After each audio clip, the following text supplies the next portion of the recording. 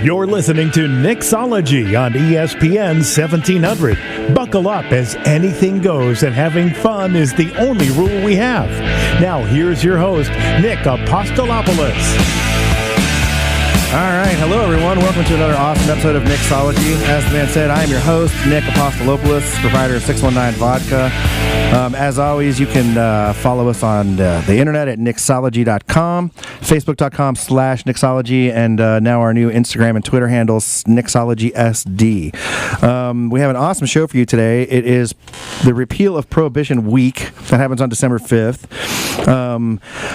So we have a studio packed full of just amazing cocktails. I mean, all this stuff smells amazing. So I'm excited to get to this. A little later on, we have Mackinzie Amadon, who's the Grand Marnier rep for Southern California. Yeah, thank you for having us. Yeah, so we'll have him mixing up a cocktail later. We've got Rodrigo Gonzalez, good friend of mine, crazy biochemist and / bartender extraordinaire. But first, we have our babe of the week, Perone. How you doing, Bree? Hello. What's going on? Pass those drinks around. What are you hoarding over there? I feel like we need to. Yeah. All right, so Bree and Rodrigo both, by the way, just to get this off to as controversial a start as I can, diehard Charger fans like me, born and raised here. If they move, I quit the NFL. Okay, that's what I just want to be sure, because I'm with you. I'm dyed in the wool. But if they leave, and I saw something today, by the way, just random non sequitur, but I read it this morning before coming into the studio, and I almost punched my TV, my computer monitor. Is that the NFL is talking about? Oh, well, maybe this and that and the other, and maybe the Raiders could end up in San Diego, and I might actually move if that happens. Yeah. Like I might actually move. Thank you. Yeah. 619 Vodka will cease to exist, and I will move somewhere else. So you're born and raised here, which is awesome. Yep, from East County. East County? Yep. Nice. El Cajon, the box. What do you mean the box? I've never heard that term. If you're from East County. You know the term, you know the box? Yeah. Okay, got it.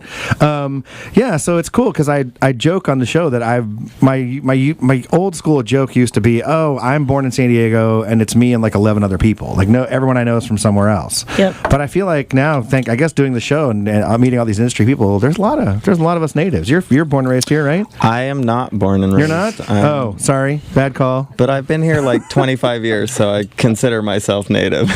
Oh, man. And Mackenzie, you're from Detroit, right, Yes, originally? I'm a Detroit native. Detroit. Got a lot of hope for the city and pride for it, but, everyone has the reputation. So. Yeah. So, Bree, so born and raised, but you lived away for a while too, right? Yeah, I've lived in Vegas for about 5 years, and then I lived in the Bay Area for about 3 years, and then I even lived in Australia for a year. Australia, what was that about? That was recently too, right? Yeah, I went out there on a work holiday visa and just worked at a bar there. It was 18 and over, and I worked at a speed pub. It was like completely different ball game. Like, wait, what's a speed pub? Like no lemons, just limes. Like that's. I'm thinking like, that's are they really? Is it turned into a meth thing down there? Like, what's a speed pub? Yeah, just rails on the bar. No, yeah, it's just super fast. Like everything, screw top wines. Like that's it. You know what I mean? They have like pre-mixy cans, which is Jim Beam and Coke in a can, or they're big on Canadian Club, so they have CC and dry in a can, and also mini bottles, and their pre-mixes like $12, and you just pop those open and get it. It's 18 and over, so you're just like zombie horde in front of you, and you're just trying to get them out of your face as fast as you can. This is awesome. I did not expect to learn this today. Are they actually called speed bars? Like, are they? I mean, colloquially, that's what they're known as. That's what I call it. It's a pub. It's a proper pub. Okay. Is what you would call it. It's okay. Called the Hotel Great Northern, and it's just a pub. And like, there's actually a horse betting thing that I had to learn while bartending, because they do horse bets in the bar. And you have to take the bets? And I have to take the bets. What? Yeah. That's crazy. It is crazy. So there's oh wow, this would never happen in the States. Well, I guess I don't know, OTB might be. So there's a bunch of drunk people. 18-year-old drunk people. 18-year-old drunk people. Children. Right, I'm setting the scene, who look like the zombie apocalypse. Crushing on your bar. Just as drunk, just as staggering, walking. Right, and then the great state of Australia thinks, yeah, these people can bet on horses. No problem there. Yep. Wow. Yeah, I mean, I guess it's pari-mutuel. Wait, I mean, I guess I say this, and then I realize I kind of go to the track during the summer, and I might look like that when I'm at the track betting on horses. So now I'm thinking maybe I should make so much fun of these people all of a sudden. I mean, at 18, I don't remember having that expendable income. So yeah. Well, I mean, it's pretty funny, and it's a time limit. Like, put your bets in. So if you go slow and you make a miss, they're like, they're mad at you. Like, you just made me miss a bet, and then they win, and they didn't get to place their bet, and then you're just like, sorry, I just lost $300 for you. Like, my fault. So wait, your choice is take that guy's bet or make that guy's drink? Yeah. Like, at certain points. So people are hollering at you like, hey, I need a drink, and it was well managed, so barely anything slipped through the cracks, but sometimes that happened, they waited the last second to try to put their bet in, and you were mid pouring a beer. It's like, I feel like we could do Michael a whole show on this Space now. Jam. I'm fascinated by this this bar betting culture. And so is this all the crazy. bar? Like, can you bet at any bar you go down there? Can you just go actually, it's based on state. So, like, say you went to my pub and you based a bet on a horse, and you didn't actually find out what happened. You could go into another bar, like 3 hours away in the same state, put your ticket in the machine, and it'll pay out if you won. So it's kind of like the lottery or whatever, right? You can do that, yeah. Like Keno. It's like sports you betting. You can go to buy at this liquor store, cash in at that liquor store. Yeah. But it's just horse racing, or is it any betting? It's horse racing. Yeah, it's called the TAB. Okay. Kangaroo racing. No, dude, that'd Boxing. be cool. Kangaroo boxing. Wow. If they raced around and then boxed, oh, that'd be awesome. I'm still fascinated by this. So, okay.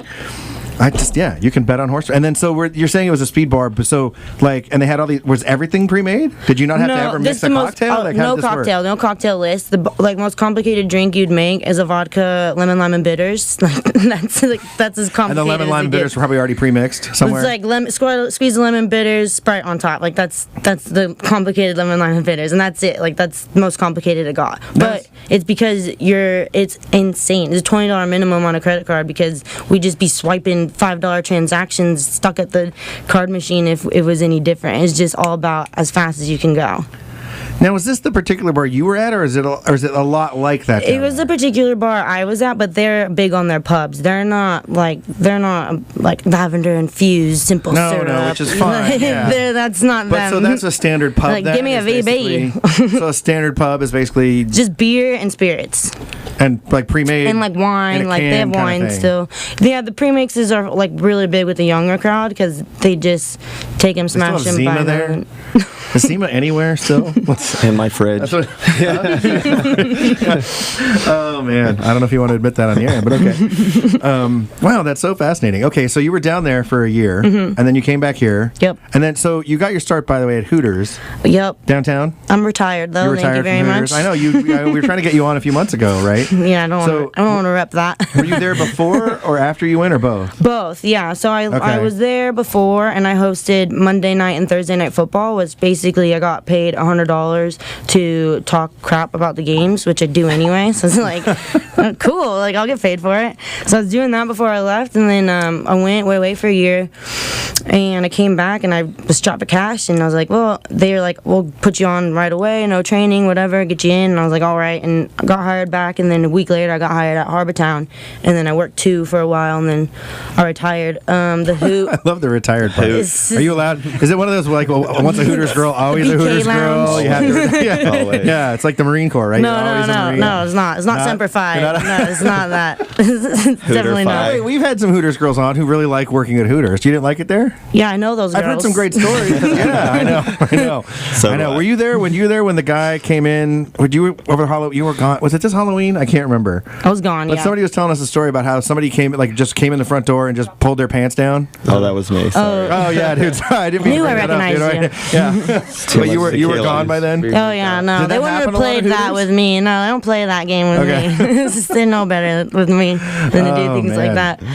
No, but yeah, so I came back. I left right after Comic-Con. I wanted to do one last Comic-Con in Gaslamp downtown. We get to dress up at the Hoot, so it's really fun. At the Hoot. Wow, Hoot. It's got a nickname. I'm stealing that one. Yeah. This is awesome. The prestigious This is the best segment we've ever had. There's speed bars, there's horse betting, there's naked dudes, there's the Hoot. This is great. This is awesome. And then, so you made a cocktail today. What are we drinking? What's special about this thing? So it's called the Hawthorne and Grape, which is a tribute to the waterfront, which is part of the group that owns Harbortown and a few other places, and it's also, we were just talking, it's disputed the oldest bar in San Diego, one of the oldest liquor license. So doesn't Tivoli say that too? Yeah, that's the dispute right there. I guess it's Tivoli's is the oldest tavern, Waterfront's the oldest bar. Oh, so this is pretty easy to look up online. I got to tell you. Yeah. So, but it's the Waterfront's one of the two. So it's called Hawthorne. I prefer and the Waterfront. Yeah. Oh, it's definitely a staple of the San Diego. The Waterfront's yeah. It's called the Waterfront because it used to be actually on the front of the water. Right, exactly. People don't realize that. But so it's called the Hawthorne and Grape, and it's a tribute to Hawthorne Street and Grape Street, which is where Kettner is, where the waterfront is. So that's what it's about. And then we serve. It's a new cocktail we just started serving at Harbor Town. It's with Jameson Cask Meats, which is which here, hand me that bottle really quick. Cool. Because I didn't know. I mean, I know they had like Jameson 10 and this and that. Careful the lid. Get you opening it so I can. Am I supposed to take a swig? If you want. Just one. Yeah. So I haven't heard of this before. Oh, thank you. What is Jameson Cask Meats? It's craft barrel aged, like in a Stout beer. edition. Yeah, stout. So whatever a stout craft beer was made in, it's aged in that barrel. Get this done. It's what? It's aged in that barrel. So stout craft beer barrel. I'm good. You good? Oh, come on. BT Dub. I gotta drive. I haven't heard of this before. This sounds pretty cool. Oh, Yes. sorry. Here, I'm just gonna pass you a bottle. Just a little touch. Is it good? Oh, that's nice. What do you think? Yeah. Better than it regular does Jameson? have a stout little punch to it. It's definitely not normal Jameson. No. Oh, yeah. See, here's the problem. I like this better, but I'm sure it's way more expensive, right? Yeah, probably. Man, that's really I just good. push a button. I don't really know the prices. Right. Have you had that? Have you been to the Jameson Bartender Ball? No. You've got to have been. Where they have I can't remember what happened there. Right. But do you remember long enough that you had that pancake breakfast drink they make? Yeah. That thing's awesome. Have you had that before? I've heard of it, yeah. Oh man, it's a slice of bacon, a little shot of orange juice, and then it's I think it's Jameson 10-year. Shit, we just had somebody on talking about that. What's that? Butter shots? Yeah, and breakfast shot? Yeah, so it's JMO and butter schnapps And orange juice and then and you the drink bacon. orange juice and then the bacon. Oh man, Yeah. it tastes like pancakes. We got and those orange at juice. Werewolf. It's so awesome. Oh, you do? That's the other bar. That's the Yeah. other, okay, that's the other one. Yeah, that's cool. Yeah, those are great. But this is really good, man. So yeah, the cocktail, it's got fresh lemon juice. I squeezed it. I don't know if you saw. I have a little. I did. I saw you squeeze. Chingadero over here. I trust you. Okay, yeah. So I squeezed that, and then it's really good. Yeah, it's got a little bit of almond syrup in it too. Nice. Yeah. And what's it called again? The Hawthorne and Grape? Hawthorne and Grape. Nice. Very cool. Which sounds like a law firm. It does sound like a law firm. Yeah. Well, cool. That's awesome, and I love this cast strength. All right. Well, we're up against the break, guys. We'll take a break, and we'll come back. Rodrigo has a whole. I mean, this is. I love what you got over here. We've got to post these pictures online, but we'll be right back, and we'll try some tequila drinks right after this.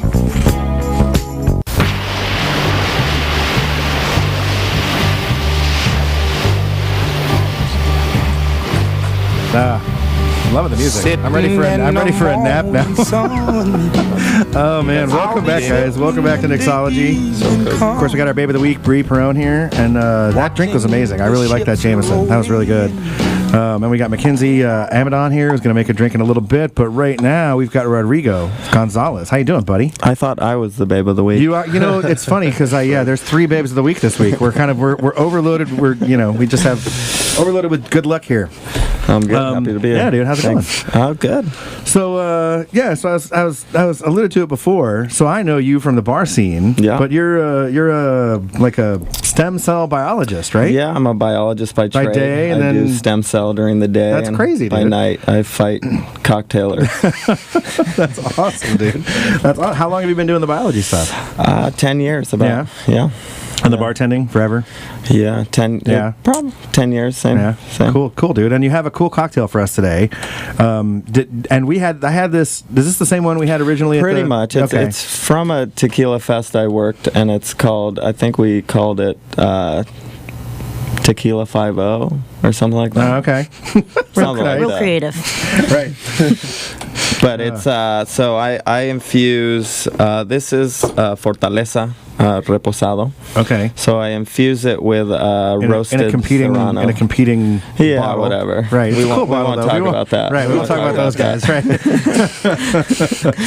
Okay. So Fortaleza infused with what? Serranos? It's a roasted Serrano. Okay. Chili pepper. Do you roast them too, or I roast them over fire to give them that smoky flavor as well, Nice. and then chop them in half, and I throw them in. I used a liter. I usually use about 3 chili peppers per liter of alcohol. Okay. And so I'll toss Wow. it in there. That's a pretty and good- okay. I do overnight, but if you don't want it as spicy as I make it, you can leave it in there, and every half hour to an hour, check it, taste it, and then you can gauge you your. have to babysit it every Yeah, hour. well, That's I mean, crazy. if you want to, yeah. But Or you I just put less peppers.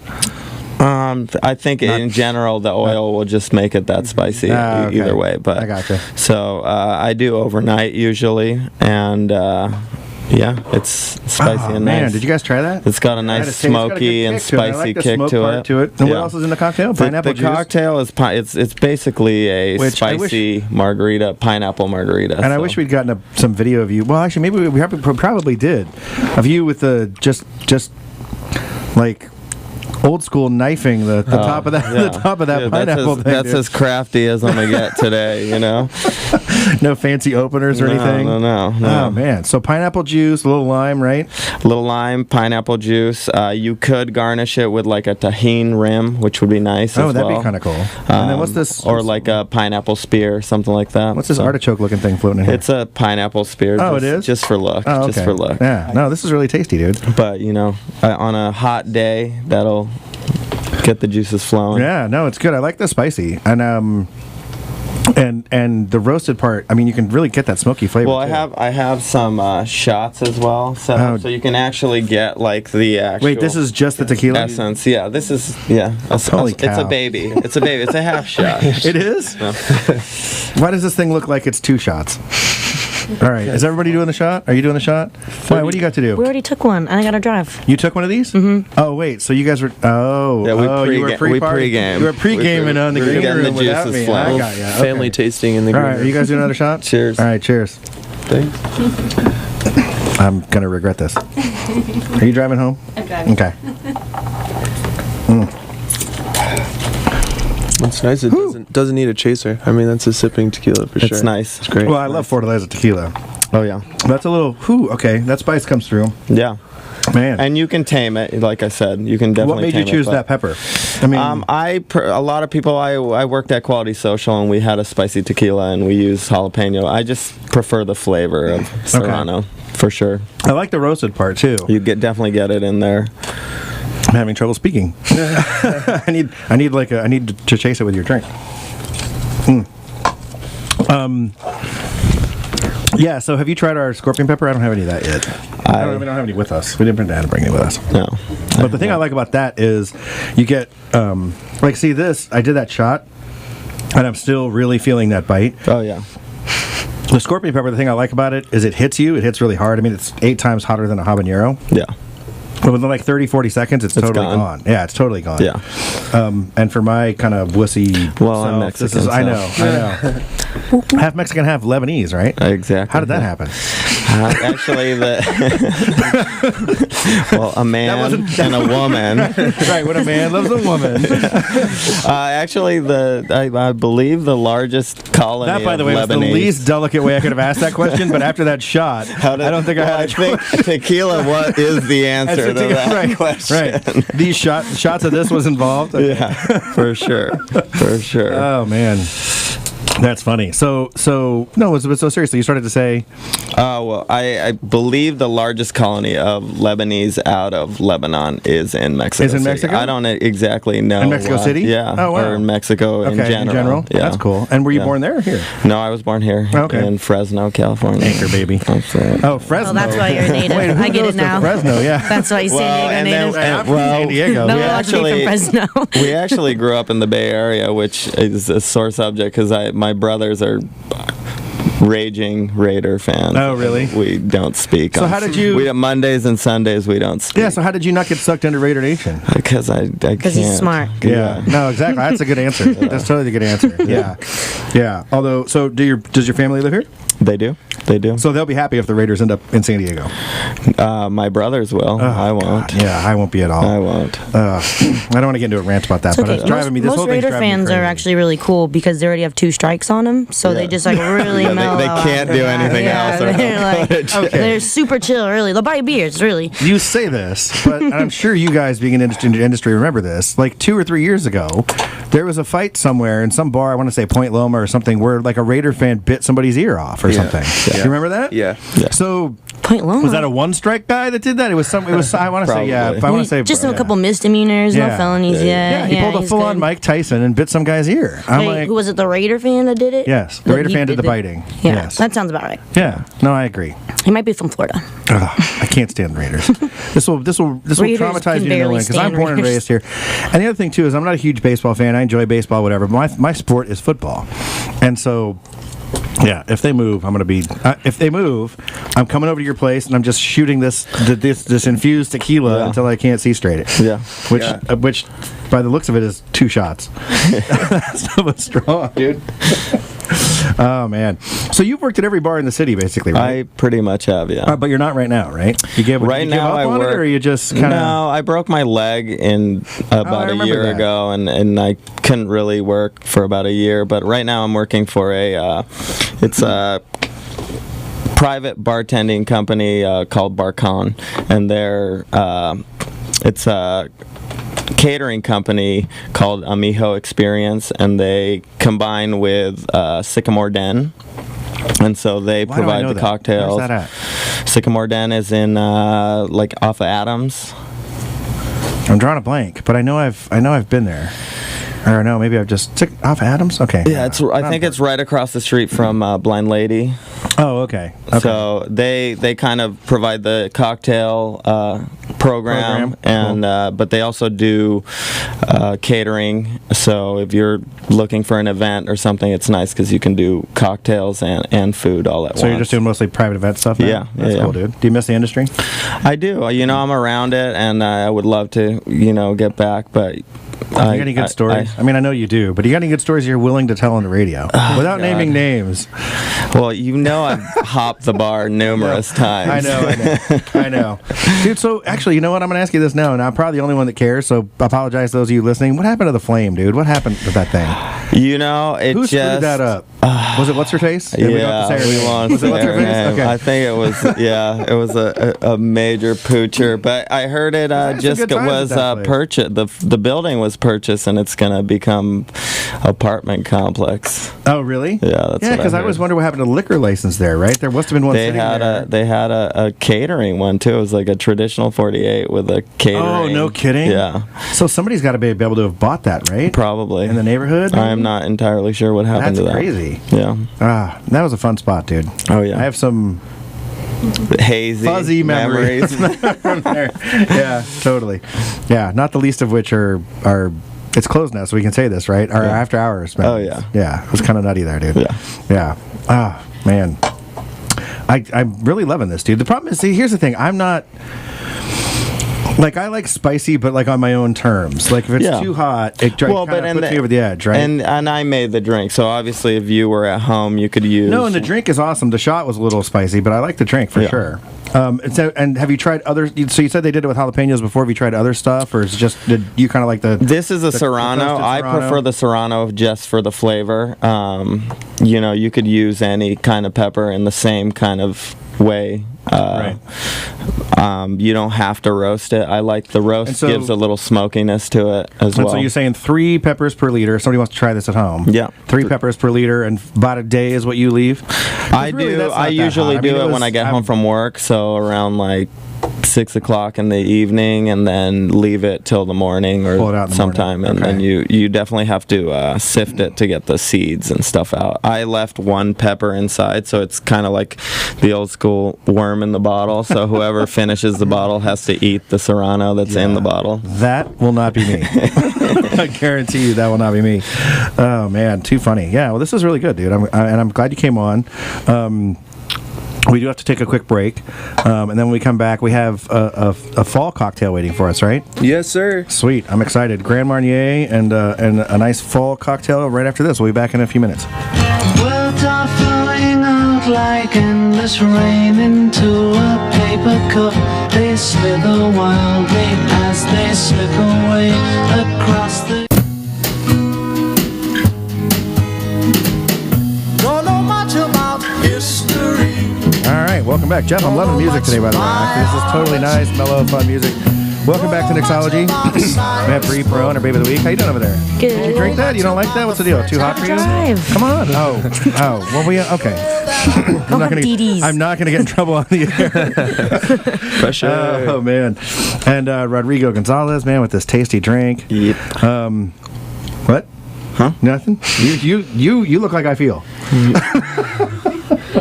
All right, and we have Mackinzie Amadon here, man. How's it going, dude? Everything's good, man. Thanks for having us. Yeah, no, thanks for coming on. So you have kind of a circuitous background, right? You kind of got started in wine? Yeah, actually, 100% reverse of where I was from.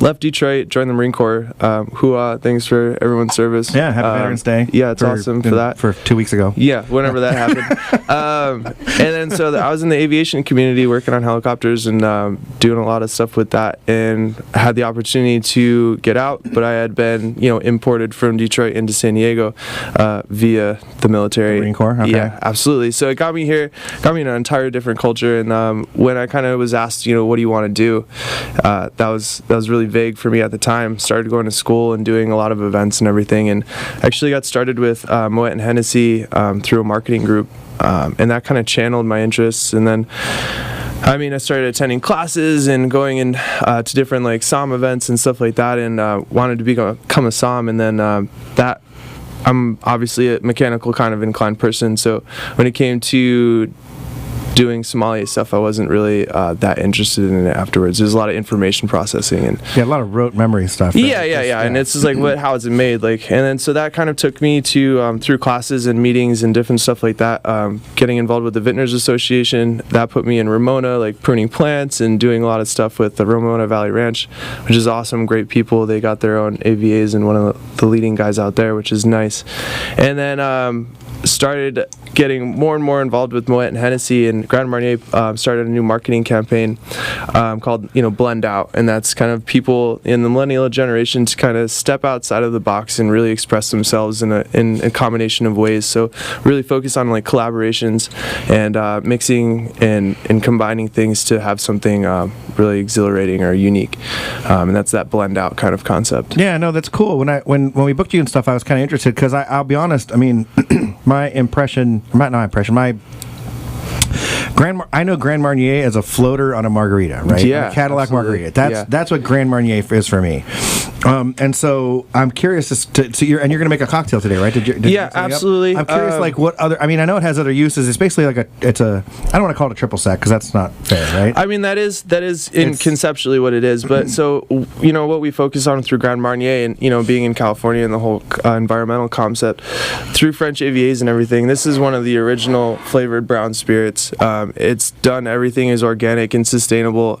Just through customs and how it was since 1880. So it's really awesome. There's only 3 ingredients in this bottle. Is cognac first and foremost, aged from 3 to 10 years in every standard bottle, and then an essence of orange, which is take from Haitian oranges. They dry out the orange peels and put it in a neutral liquor, distill that, and then so they throw it all in a bottle with some sugar after it's aged for 6 months in French oak again. So it's really unique. That's every bottle, so that's why it kind of makes it a luxury brand. But it is above the Cointreau and triple sec or whatever it is, because it's not just sugar thrown in a bottle. There's a lot of heritage and culture behind it, and when it's aged in the barrels, are those do they reuse barrels? Do they use like sherry barrels? Like how does that? It's just fresh barrels made just for them. How does that work? The cognac is done entirely separately. They have private stock and they sell bottles on a higher end label that's 150 years old since it's been around, which is really nice. But and cognac is basically distilled wine, right? Yeah, absolutely. That's 100% what it is.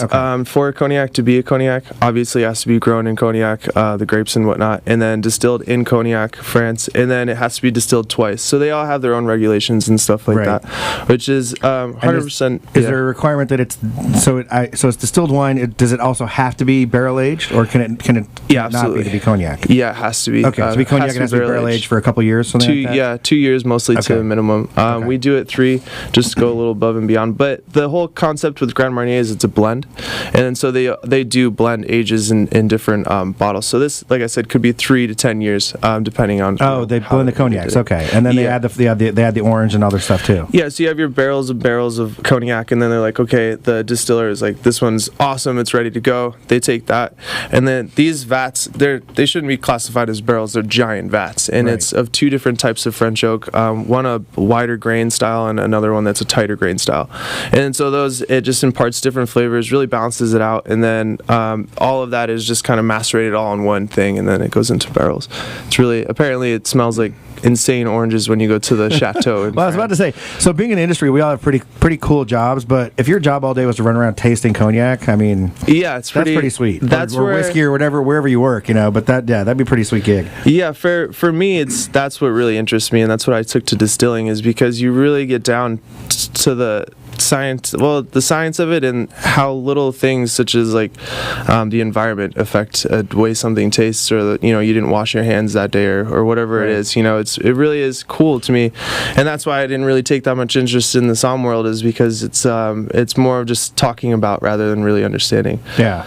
Well, no, and I feel like, because I'm obviously I'm biased because I'm from the distilled spirit side, but I feel like, and one thing I've learned through the show is there's a way, like bourbon is charred, brand new white oak barrels, but then you have guys who are making scotch that use old bourbon barrels, and that whole ecosystem of how they decide, we're going to do this and we're going to use old sherry barrels, and it's kind of cool what you can do, because we've had breweries on other shows where they can do yeast and different that. Yeah. And in the spirits world, you're limited, right? I mean, there's so many, you're distilling from some grain and this and that, but the cool things you can do with barrels and that kind of stuff really, it lends itself to producing stuff like that. Yeah, absolutely. And I mean, for me personally, we all kind of go through this stages and processes through the distilling. Like, you can really, as long as you can make a wine or a beer, you're going to grab something out of it. And then for me, I jack my sugar content up for my vodka, and it's made from California oranges and California raw honey. It's so when you say made from, that's what you're distilling? Yeah, absolutely. I make a wine essentially from this. A lot of sugar in it, so that way it turns into alcohol, and then we just pull that right off of it. And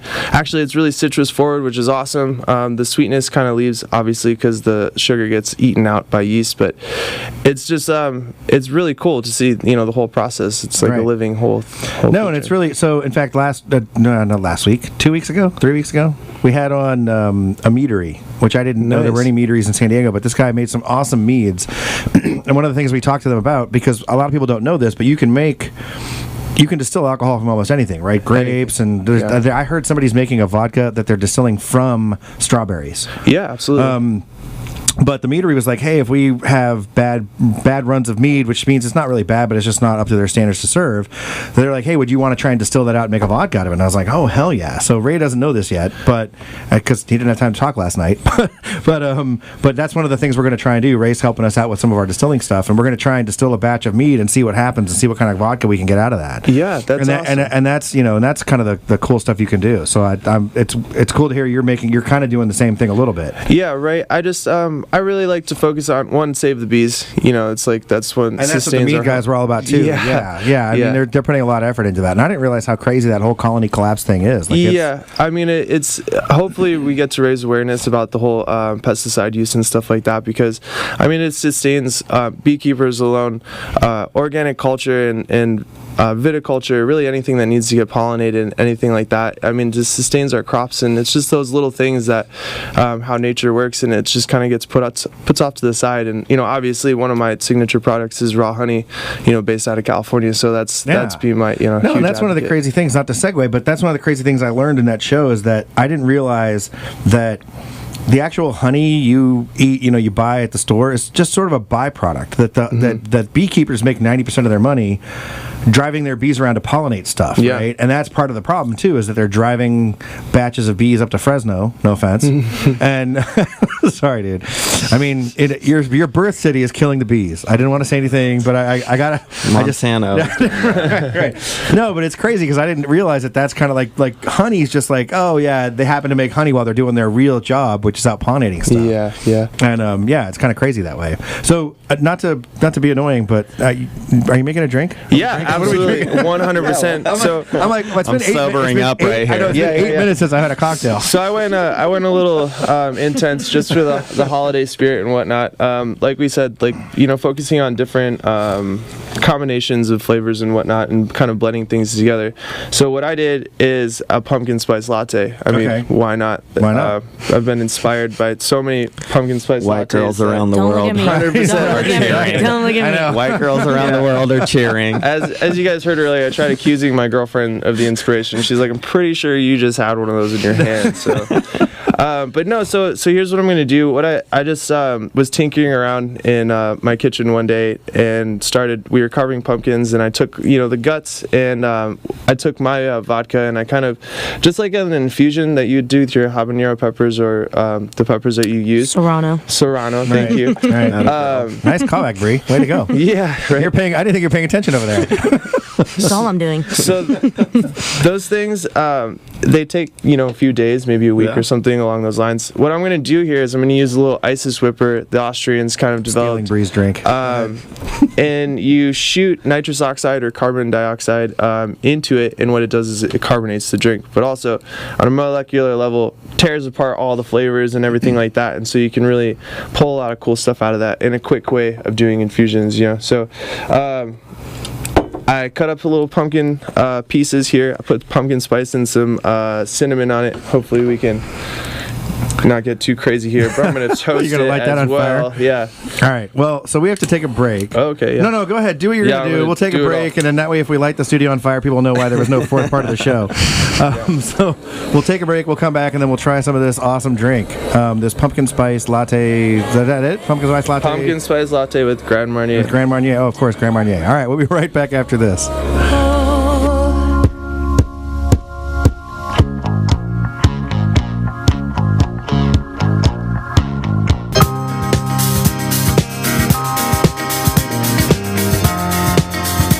Dude, I'm telling you, Jeff is on fire with the music today. Are you with me, Rodrigo? I like it. This is crazy, I like dude. it. Oh, it's on fire. All right, welcome back to Nicksology. Perone, Babe of the Week. Woo. Are you ready for your pumpkin spice? Oh, my fave. Rodrigo. By the way, we'll talk in a second about the awesome concoction you just made. And then Mackinzie is making our pumpkin spice lattes for us right now. Nice. We took a little extra time in the break there, but these things look amazing. A little touch. Yeah. Normally they're supposed to be layered, but it's radio. Figure it out. Yeah. We're all good. There's alcohol in it, right? Absolutely. Yeah. See, that's pretty much all we care about at this point. So talk to me more about this Grand Marnier thing, because I feel like I said, it's just a floater for a margarita. But what's the program? How are they trying to get the millennials back into this thing? So what's the pitch to me? Sorry, go ahead. No, the pitch is that the concept that we're not in like a recession anymore, and that we can actually enjoy it. Like, are you supposed to drink it on the rocks, or is it made as? I mean, yeah. Like, what's the pitch? I guess. I guess the pitch is to the reverse of a tequila shot. What we're at right now for our quarter is we have it served as a chilled shot, and then a little bit of lemon. And so you bite the lemon first, you shoot the chilled shot afterwards, and we're trying to basically compete with the flavored whiskeys. Jack Honey, Fireball is one of our main competitors, and kind of get it off of like, hey, you know what? Spend a little more, and you guys can have something a little better that is impactful of. Who knows what Canadian whiskey most of the time. Okay. But yeah, just doing something a little different. So Bree's gonna bite your ear off if you don't hand her a drink in a second. Yeah. She's leaning. Where's my cocktail? That looks great. Those are awesome. Yeah. There you go, Bree. Pumpkin spice. Oh, what is that? Nutmeg? That's cinnamon. Oh, right? okay, that works too. Oh, look at that, cinnamon sticks. Boom. Holy cow! You guys. So we averted a crisis with the video. So we have the video of this too. If you got to check this out online Bree's or look at the pictures, almost these look amazing right now. I know. I don't even like pumpkin spice stuff, so this better be impressive. Liar, pants on fire. I just like pumpkin pie. We'll get there. Okay. I don't have a straw to taste it, so. Well, dude, wherever you go. I have straws. Oh, nice. That'd be great. There you go. Might be looks a little creamy. Oh wow, dude, you gotta give that a try, dude. Try that out. That's amazing. You had to sip before I did. There it is. You didn't sip yet? Got it. Oh, did I? Talking all that mess over Sorry. I went too quick. Ah, man. So it's definitely, Is that a problem for you? Don't tell anyone, but that's the kind of, yeah. Is that a reoccurring issue? I don't like talking about that on the radio. That's really good, though. All right, so if someone was trying to make this at home, is that possible? Like, it seems really complicated. Yeah, you went through a lot of work over there to make this drink. I mean, it tastes amazing, but it does. And you know what? That's the thing, though, is this is not a cocktail bar. The Australians would have fired you weeks ago. Yeah, this is something that obviously it kind of goes in the whole concept of just taking a little more time to do something a little different. Right. But at the same time, I mean, speed, no, that's not in there. Okay, but so if I want to try and make this at home, do I have a shot? Like what? So yeah, 100%. I just use a little bit of vodka, the insides of a pumpkin, and then cut some pieces up, and basically you can all do this in the same process of infusion. Might take a little bit. I did obviously a little like fire roasted and did the whole thing over there. Yeah, I just did that to get a little toasted flavor. We do, the toasted flavor. Fire adds a little different texture and whatnot to the flavors. So, I mean, obviously, like I said, it's more of like a signature cocktail, something that you would use, on a dinner table with 8 people. Have it mass. No, and this is fall. I mean, this is like a great fireside cocktail. I think. Yeah. Well, so a lot of the stuff that I do outside of guerrilla marketing and experiential marketing is social media based. So, I post a certain amount of times per week. We try to do a lot of concepts and collaborations with local bakers and artists and stuff like that to actually set up brunches, and then we'll do a program where I'll make the cocktail as a signature cocktail for a brunch, and then we'll have a baker come and do cupcakes, and then an artist come and perform or showcase their art, and it's just like really based on cultures that may or may not mix together at some point, but really getting everyone together. So are they baking with the Grand Marnier too? Because that sounds like it'd be pretty tasty. I put that stuff in my pancakes. I mean, really? she's witness to it. I anything really. Cause do you have cases of Grand Marnier sitting around your apartment? Is that what? I have a few liters, and then of all different things. They have really top of the top stuff. This industry does not suck. I just want to say. Yeah, no, it's great. It's great. We get taken care of for sure. Man, no, this is tasty. This is really good. Yeah, it's not a whiskey sour. Look at yours. Look at mine. I thought you were waiting mine for it. too, Now you're not drinking it. Yeah, I might after the show. You like it? Yeah, it's good. But you have to try it. I have to. Yeah, I'm little. I can't. Okay. There's only a certain amount of alcohol I can take. So you're saying I'm fat and I can drink a lot, which is true, but it's not nice. That's all I'm saying. Very Greek of you. Yeah. Oh man. And then, did you only make this one? So shameless. Yeah. No, but it's okay. I just no. It's not a show unless Nick's double fisting over here. It isn't. Okay. Clearly, you've been watching the show, and I'm embarrassed. No, but so Rodrigo, you punched together really quickly this, like I said, shameless plug, the 619 cucumber vodka. It's a little bit of the Serrano tequila. I mean, normally I would infuse the vodka with the Serrano, but since we don't have that luxury. No, but I like the flavor of the tequila too. If you mix the tequila, I think it cuts it a little bit. Yeah. No, I mean it's kind of funny because I wouldn't have poured tequila and vodka together. You put a little tahini in there. Yeah. Be nice. Do you want to try Driving Girl or no? Sure. It's really good. Give it a shot. It's a little taste. Yeah. No, it's really good. And then so you brought stuff to give away too, right?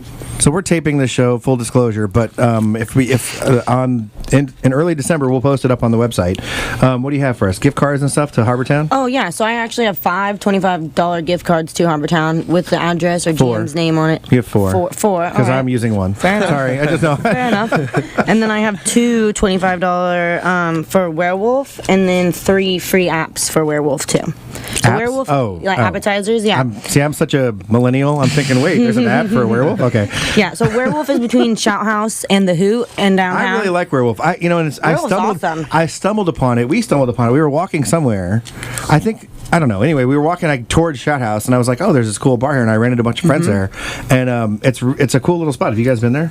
I have. Their ahi tuna salad is awesome. Yeah, they have so we have the same thing at Harbortown. Their ahi's the same. A lot of the menu items are the same. They have a more extensive brunch. We have a more extensive dinner. That's just because that's the demographic for their areas. Brunch downtown, dinner in Point Loma. That's just how it is. We have more seafood because we're in Point Loma. I'm there, girl. Yeah, so yeah. Well, dude, we have 3 $25 gift cards to give away, and then just one $25 gift card to give away. A couple might fall off the truck, so I feel like we can go check them out. Exactly. Yeah. Do they have time limits? Can we go whenever? No. It's got our GM's name on them what too. Are you doing? So if you guys want to talk to him, if you guys bring 619 over for tastings and stuff, Tom's awesome. Anything you guys need, he'll take care of you. He's like that. You hear that, Tom? You're now carrying 619 vodka. I don't know if you knew that, Tom, but you're carrying 619 vodka. Yeah. No, he's all about it. So he he managed the waterfront for a while as well, and now he's our GM over at Harbortown. So it's pretty sweet. Nice. Well, so we're gonna swoop on him. So I'm gonna take. We have 2 minutes left, but I'm going to take the last 2 minutes to loop back in Mackinzie here and talk about because you're working with Kill Devil Spirits, Ray over there, and obviously I have 619 Vodka, and we're working closely with Ray and the whole community. We've had Old Harbor on, and all these guys. And so no, we're gonna swoop down and if you guys aren't carrying local We have Old spirits, Harbor. you do. Mm-hmm. That's it. We're Harbor Town. Yeah. How could we not have Old Harbor? All right. It's now, just really, really strong. which one do you have? Oh, the rum, the gin. He has 20. Oh, he has. I think it's the rum. The rum. Yeah. Yeah. The Navy strength rum. Yeah. Yeah. Navy strength rum's pretty We're good trying to stuff. make cocktails and dilute it so you can. There's like no hiding it. No, he came on the show a couple weeks ago. Like, there's no and it was disguising kind of it. like right now. I was like, by the end of the show, I'm like, there's no I need brain, I disguising need it. words. Yeah, it's right, boom, full flavor right there. No matter he what. does a great job. Yeah, it's awesome. It looks so perfect at our bar too. So Yeah. No, Well, but you need for the other. me, You need the other spirit. That just says that we've been getting washed down liquor for so long. You know, when you taste something that's like that of craft and whatnot, it's just like, wow, that's full that's flavor. prohibition right there, man. I love, whoa. Yeah. No, and it's cool. There's so many new distilleries in San Diego. Like Old Harbor. There's Liberty Call. I'm going to forget them all now. But you're working with the guild, and I was at the meeting last night, and we had Ken from Malahide on a couple weeks ago. With Malahide as well. Amazing rums, just amazing rums. Like I mean, I like rum, and my dad's a rum guy, but we have 2 or 3 you start Malahides. tasting these and going, holy cow, I didn't know this stuff could taste that good, right? And those guys they work really hard on it, and hopefully our stuff's kind of in that same category. But yeah, it's really cool. So no, we're gonna Tom. Is that his name? Tom. Yeah. No, It'll be on the one that's. We'll be on his doorstep. We'll be on his doorstep with 3 of the lost the gift Yeah. cards. Yeah, and we'll hit him up for that. All right, well, sweet guys, we're out of time, man. That was like a super quick hour. Hey, thanks that was for awesome. having Yeah, us. thanks for coming. Yeah. And again, happy ending of Prohibition Week in 4 days. I'm trying to do math. And this is not good for me right now. This week. Yeah, that's all right. All right. Well, thanks, Bree and Mackinzie and Rodrigo. Thank you all for coming. Thank this you. was awesome. We have a major cleanup job ahead of us. Yeah. But I'll be out tonight. Find me at Brew Project tonight. Come meet up. You mean December 1st? Yeah. You're gonna be out that night? Yeah. Okay. December 1st. Yeah, come out December 1st. Check it out. All right. Well, thanks for coming, guys. This is awesome. You're listening to Nicksology. We'll see you here again next week with the actual real live show. Cool. Bye, guys. Bye. Our life together is so precious together.